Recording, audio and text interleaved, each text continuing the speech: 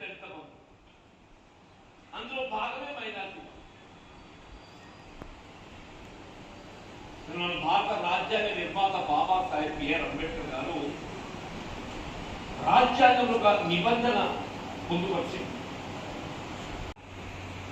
ఇంతగా ఏంటిగా దాన్ని చెప్పంటుండే, కావాల్సిన చిత్తశుద్ధి అని చెప్పడం, కమిట్మెంట్ అని చెప్పంటుండే. బీసీ బంధు, మైనార్టీ బంధు నిజమవుతుంది చెప్పండి. ఈ 4 కార్యక్రమాలు ప్రధానంగా చర్చకు వచ్చింది. గడిచిన 6 మాసాలు టీఆర్ఎస్ వచ్చారు. నీకు బీసీ బంధు రావాలంటే టీఆర్ఎస్ వచ్చారు, నీ మైనార్టీ బంధు రావాలంటే టీఆర్ఎస్ వచ్చారు, నీకు దళిత బంధు రావాలంటే టీఆర్ఎస్. 6 మాసాలకి లేనిస్తుందో రాయకల్ పట్టణానికి సంబంధించి కాంగ్రెస్ పార్టీని సమాయుక్తం చేయాలనేటువంటి ఒక భావనతోని ఈ ముఖ్య కార్యకర్తల సమావేశాన్ని నిర్వహింపజేసినటువంటి పట్టణానికి చెందినటువంటి ఒక గ్రామ పెద్దలు, రైతు సోదరులు, భీమల్ లాంటి పెద్దలు అని చెప్పిన స్వామీర్ కానీ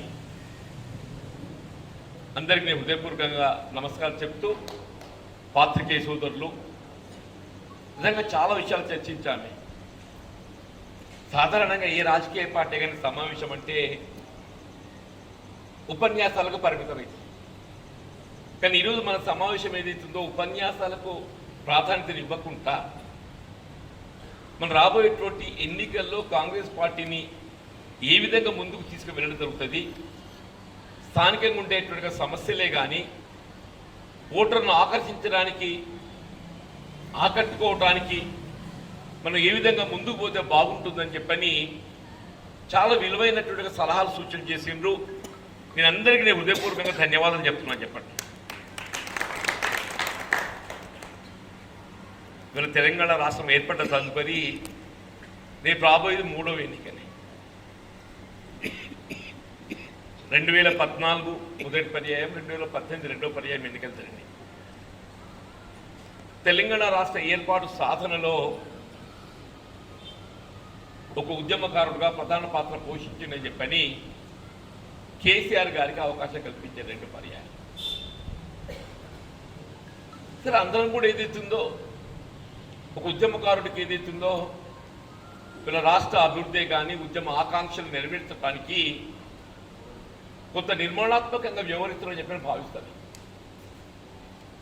కానీ దురదృష్టం ఏంటంటే ఏ ఉద్యమ ఆకాంక్షలు తెలంగాణ రాష్ట్ర సాధనతో ఏదైతుందో ఏ నిరుద్యోగ యువతకు ఉద్యోగ ఉపాధి అవకాశాలకు మెరుగవుతాయి, మన విద్యార్థులకు మెరుగైనటువంటి విద్యా బోధన సదుపాయాలు, ఒక ధనిక నిరుపేద అనేటువంటి తారతమ్యం లేకుండా అందరికీ సమానమైనటువంటి విద్యా అవకాశాలు, కేజీ టు పీజీ వరకు ఆంగ్ల మాధ్యమంలో ఉచిత నిర్బంధ విద్యా బోధన అని చెప్పండి. కాలం గడిచిపోయిందే. పబ్లిక్ సర్వీస్ కమిషన్ అంటే ఇవాళ నిజంగా అది ఒక హాస్యాస్పదం అయిపోయింది.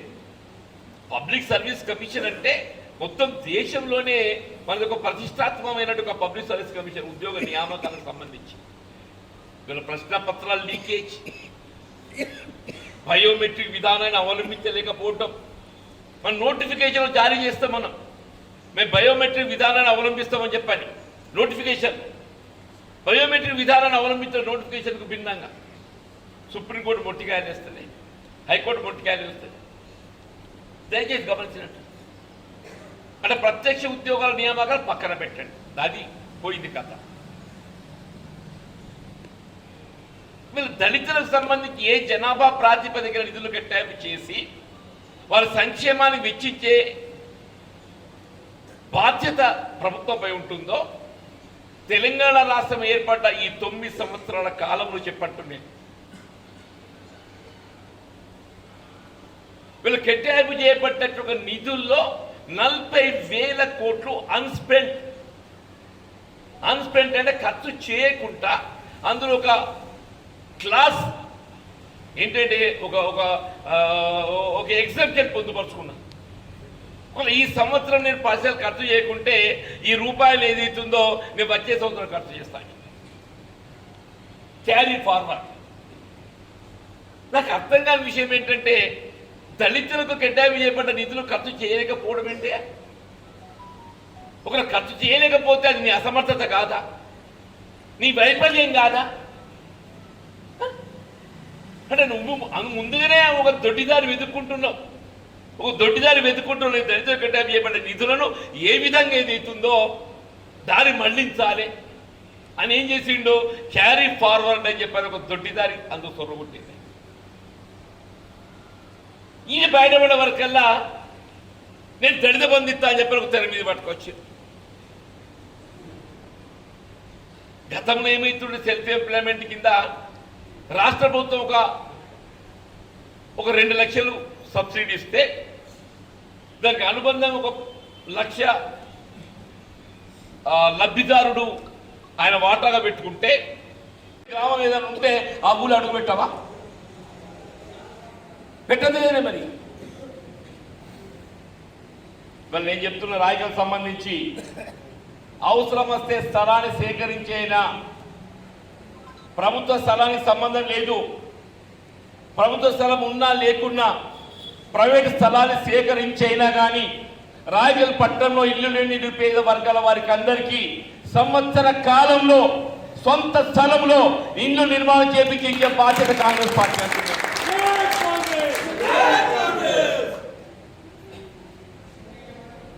ఈయన 3 అంతస్తులు పెడుతుండ్రా, కిందోడి కింద మీదోడి మీద నట్టు అడిగిన మరి ఒకని వాకిలు ఉన్నది, ఒకనికి అరుగు ఉన్నది, ఉంటే అదే అరుగు. మనం 100 గదాల స్థలం ఇస్తామే, సొంత తరతరాలు వారసత్వంగా అనుభవించే విధంగా ఏదైతుందో 100 గజాల స్థలంతో ఏదైతుందో సొంత స్థలాలలో ఇందిరమ్మ ఇండ్ల గృహ నిర్మాణ సముదాయాన్ని కార్యక్రమాన్ని ఇండ్లు లేని వాళ్ళకి అందరికీ ఏదైతుందో రాయగల్ పట్టణంలో ఎకరానికి 20 లక్షల మధ్య కొనుగోలు చేస్తా అని చెప్పండి. 20 లక్షల మధ్య ఇంటికి 5 లక్షలు ఇచ్చినప్పుడు భూమికి 1 లక్ష పెడితే ఏమవుతుంది? ప్రభుత్వం నాకు ఇది అర్థం కాని ఆలోచన నిజంగా కూడా చెప్పంటుంది. ప్రభుత్వం ఒక ఇంటి నిర్మాణానికి 5 లక్షలు ఇస్తామని చెప్పంటుంది. ఇంటి అడుగు స్థలానికి ఇంకో 1 లక్ష రూపాయలు స్థలం కొంటే అయిపోతుంది అని. వాడి జీవితకాలం ఏదైతుందో తరతరాలు ఏదైతుందో ఇది నా ఇల్లు అని ఒక వారికి అయితే ఉంటుందా ఆత్మవిశ్వాసం?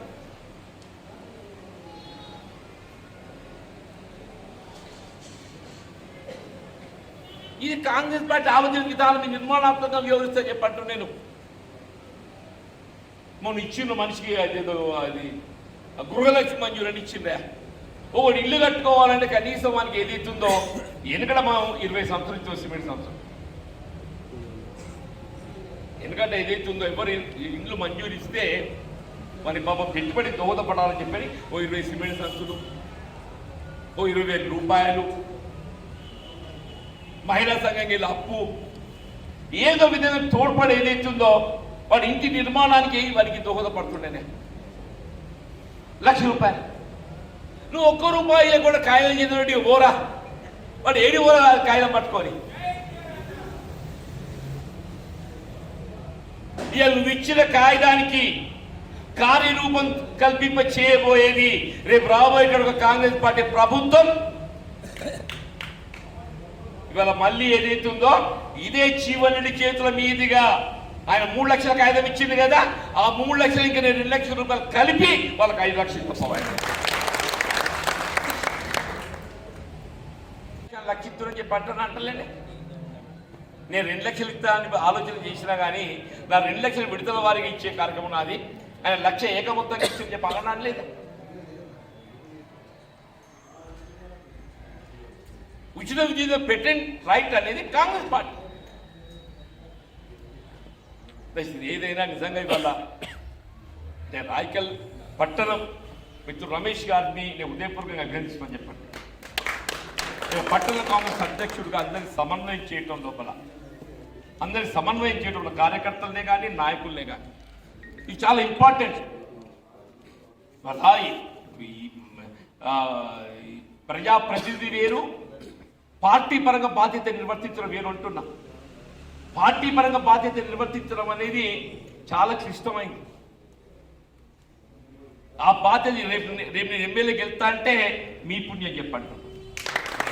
నా ఒక్కరి పెద్దతో గెలవ నేను, నా ఒక్కరి పెద్దతో గెలవ అని చెప్పట్టు నేను ఎమ్మెల్యే గెలుస్తా అని చెప్పడం మీ అందరి శ్రమతోని అని చెప్పట్టు నేను జీవన్రెడ్డిని ఓటరు చేరవేయబోయేటోడు ఎవరు మీరు అని చెప్పట్టు. దయచేసి మిత్రులు ఏదైతే ఒక సలహా చేసిండ్రు ఇలా బూత్ వారీగా సమావేశం ఏర్పాటు చేసిన బాగుంటుందని చెప్పినారు. తప్పకుండా దాని గురించి కూడా ఏదైతే ఉందో ఒక సమావేశం ఏర్పాటు చేసుకోవడానికి ఆలోచిద్దాం. మళ్ళీ 3 అని కాదు పెడితే మొత్తం 12 ఒకటికే పెట్టేద్దాం. మనం ఎట్లా టౌన్ కాంగ్రెస్ ఇనాగ్రేషన్ పెట్టుకుందాం అనుకుంటున్నాం కదా, ఆ టౌన్ కాంగ్రెస్ ఇనాగ్రేషన్